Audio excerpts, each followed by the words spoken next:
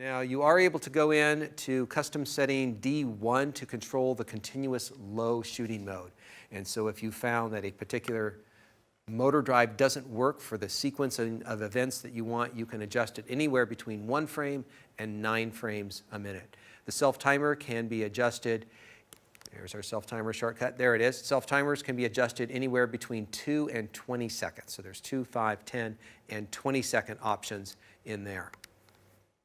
Next up, we have our viewfinder, and over to the side we have a diopter. And so what you want to do is you want to look through the viewfinder and look at the line of information below the image itself. And you want to adjust the diopter so that this is correctly focused for your eye.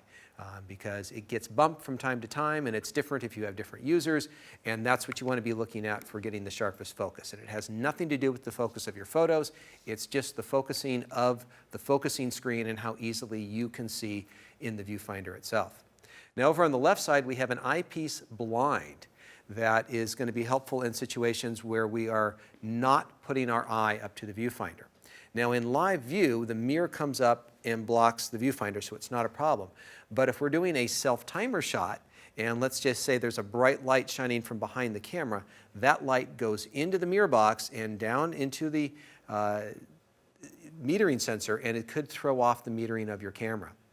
You know, I don't know. Let's do a little test here in class, and I just want to see if it makes any difference in here. I haven't tested this, so I'm going to maybe look like a fool here. All right, so right now, let's go to aperture priority. We're at f8, and what's our shutter speed? It's 125th of a second. How much light is coming in that viewfinder? I don't know. Let's close this and see if it doesn't change here. If I was to point this up, so let's see, we have a little bit brighter light right here. And it's possible that with a really bright light, it could be sneaking in there. And in this particular case, I just don't have a light bright enough for it to make a difference. Now I want to show you another little trick, and this is very, very tricky on Nikon, is that this is a removable eyepiece right here, and it's locked. You can't turn it off. But if you flip this lever out so that it's closed, you can then unscrew it. And so it's an automatic lock on there, and it will only become unscrewed when you flip that out. And so it's locked in there right there. And so that's something that potentially may wear out after a period of time. And that is the DK17F eyepiece, and you can order replacement parts for that.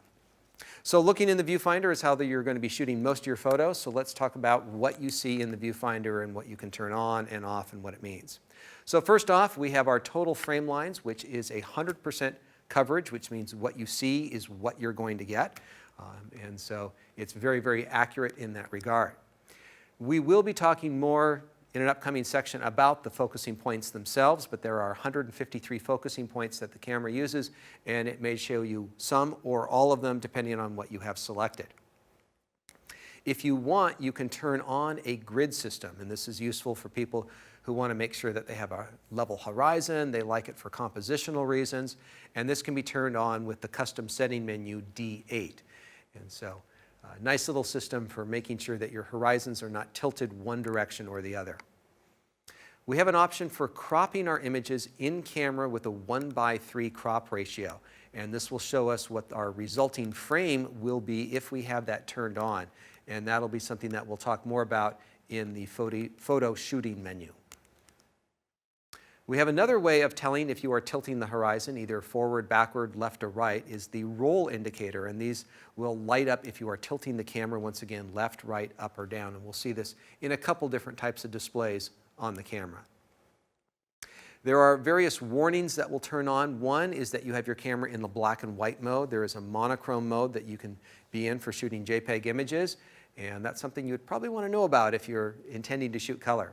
There is also a flicker option that you can have turned on, and what this is telling you is if the fluorescent lights that you are shooting or other types of lights are having a flicker issue that may cause problems with the exposure. And I'm going to have some really good examples coming up in the menu section about how to turn on auto flicker and how it affects your photos and what my recommendations are. But one of the options is just turning on a warning so that if you go into, let's say, a high school gymnasium and you start shooting photos, this will come on to let you know that there is a flicker problem and you're going to end up with subtle exposure differences on a shot-to-shot basis. Finally, down at the bottom is where we have our normal LED information. And quickly going through some of this, we do have a focus indicator. And so this is very handy because the camera does have a little beep beep when it focuses. And that can be a little irritating to other photographers, and you may want to quiet it and turn that off. But if you want to confirm that the camera is in focus, over on that far left, the green light turns on. But you'll notice there's also a couple of arrows that are pointing inwards.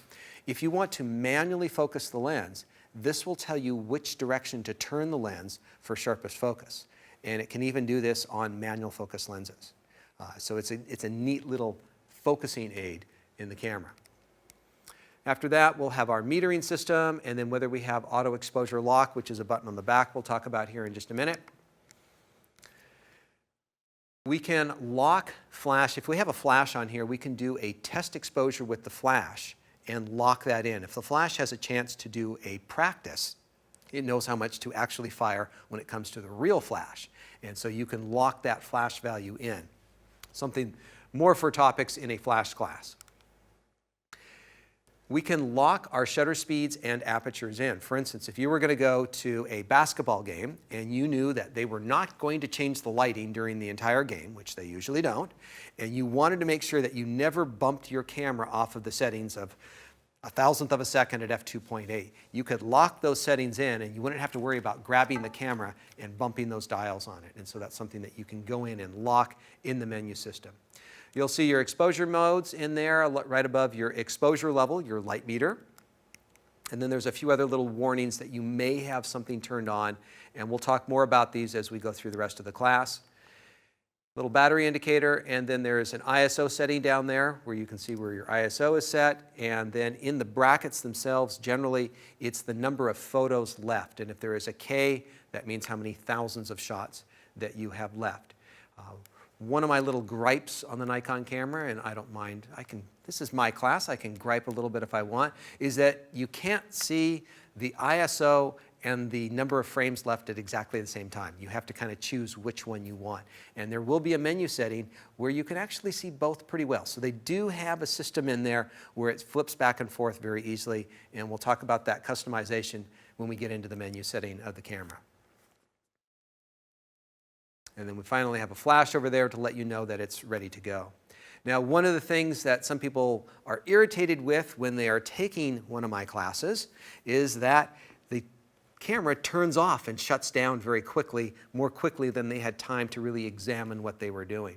And so there is a standby timer that you can adjust. If you want the lights and the displays to stay on longer, you can go in there and give it a longer period of time. And there's about 4 different options when you're in playback, or in live view, and shooting, in various modes. But if you want to save more battery power, you can make those shorter in time. And so maybe while you're watching this class, jump over in there, set your standby timer to a longer period of time, like 20 seconds as opposed to 10 seconds. And then when you're done with the class and you're just out shooting in the field, then you can set it back down to 10 or 5 seconds going forward. So that's all what you're going to see in the viewfinder itself.